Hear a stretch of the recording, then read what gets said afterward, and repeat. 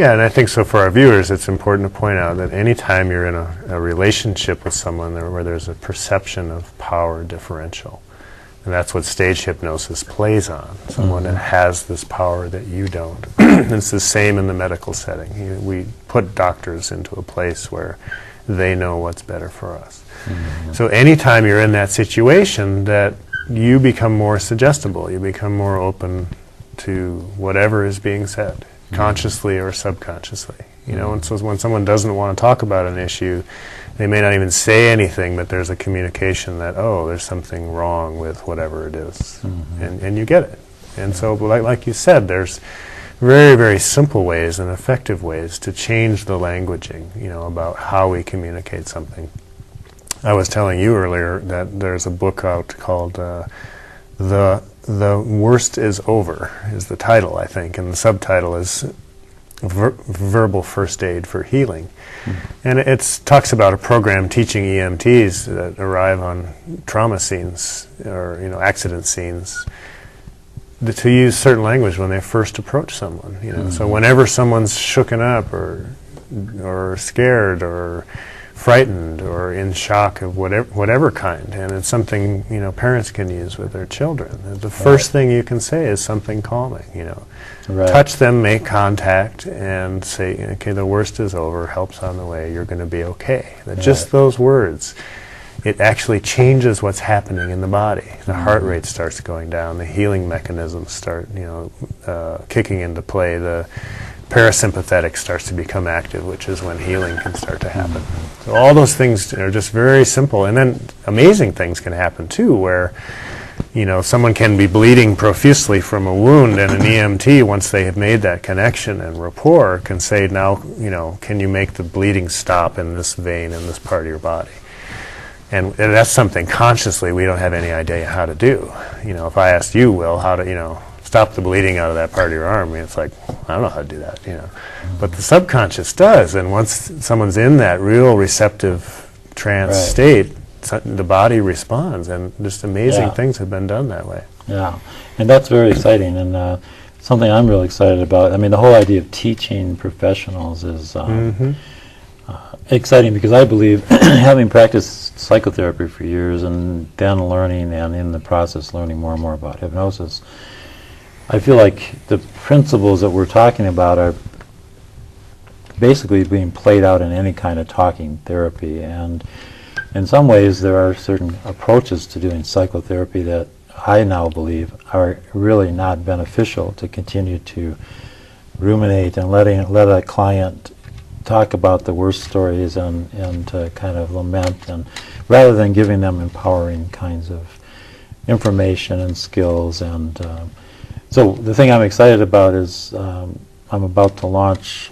what I'm calling the Clinical Hypnosis Institute, hoping to get a class started in the fall, which is open to really anyone. I mean, if someone wants to learn hypnosis because they are just interested, that's fine, but I'm also hoping to invite and get involved therapists, nurses, physicians, anyone who wants to learn more about what we're talking about, because I think it's really, I mean, there's other ways to look at it. It's part of, like, for instance, I also work with the Media Literacy Social Marketing Committee of the Youth Connection Coalition, and that whole project is about tuning children and young people into suggestion in the media, basically hypnosis in the media. Yeah. And it is a very powerful thing to help them become critical thinkers and know that, so they know that when they've been exposed to information that suggests something that may or may not be good for them, that they can feel that choice, meaning that they know what's being suggested, they can see that,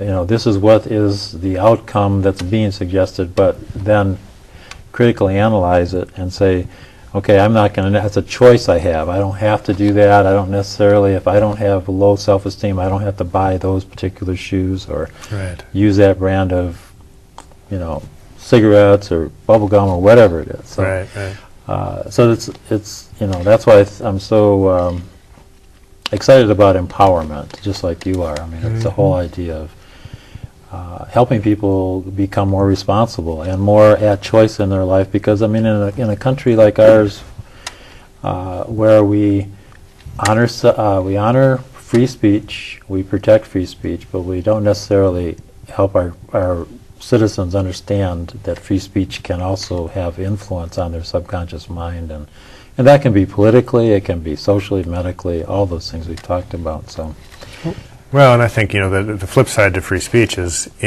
independent thinking, and I think we believe we're all encouraged to have very independent, free thinking, to be ourselves, and yet it would seem like the social structure, the political structure, and certainly media really doesn't want us to be that independent of thinkers.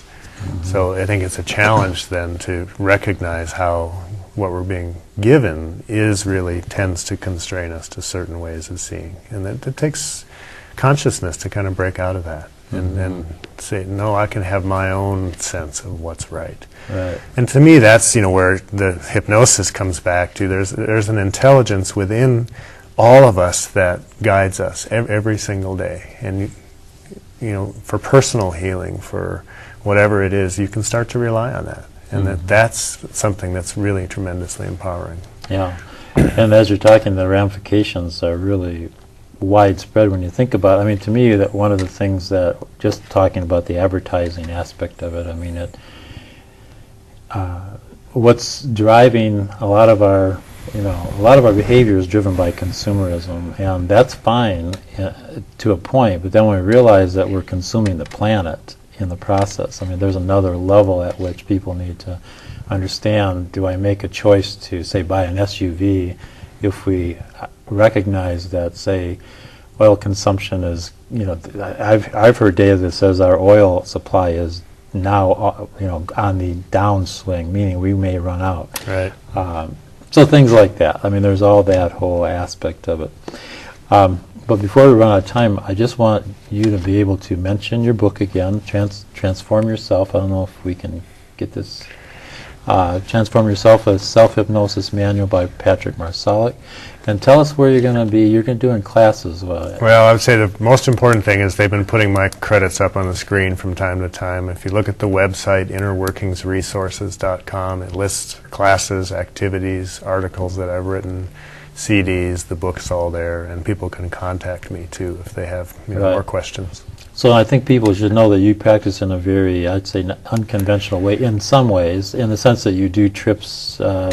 We do field trips out to sacred sites, and I do classes on developing intuition, and it's all around that theme of expanding consciousness and self-empowerment. And so that whole adventure is there to be had if people are interested. Absolutely. So we'll have to do this again. It always goes so fast, and we have other projects we could talk about. We have lots we could talk about. Yeah. Okay, Patrick, well, thank you again. Thank you, Will. And to our viewers, thank you for joining us. Until we meet again, this is Will Michael wishing you a joyful journey on your path of the heart.